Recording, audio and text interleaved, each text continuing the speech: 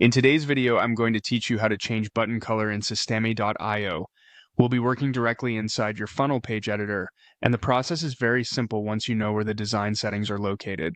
If you want your button to better match your branding, stand out more clearly, or improve the overall look of your page, this is the exact place to make those changes. First, head over to your Systeme.io dashboard. From there, click on Sites and then select Sales Funnels. This will open the area where all of your funnels are stored. Next, click on the specific funnel you want to edit. Once you're inside that funnel, choose the opt-in page. After that, click Edit Page to open the page builder. This is where you can make visual changes to the elements on your page, including your buttons. Now, inside the editor, click directly on the button element you want to change. As soon as you do that, the left-hand sidebar will switch over to show the button settings. This is important because Systeme.io only displays the settings for the item you currently have selected.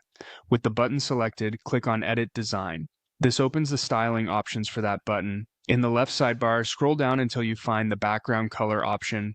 When you click into it, a color picker will appear. You can choose a color manually from the picker, or if you already use a brand color, you can paste in your hex code for a more exact match. This is the main setting that changes the actual button color.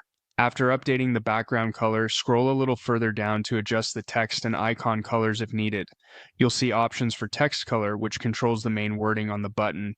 You may also see subtext color, which affects any smaller supporting text under the main button text, if that feature is enabled. And if your button includes an icon, like an arrow or cart symbol, the icon color setting lets you change that independently. A helpful tip here is to make sure your text color contrasts well with the background color so the button stays easy to read. For example, light text usually works best on dark buttons, and dark text tends to work better on lighter backgrounds. Once you're happy with the look of the button, click Save to apply your changes. Then click Exit to leave the editor, and that's it. You've successfully changed the button color in Systeme.io.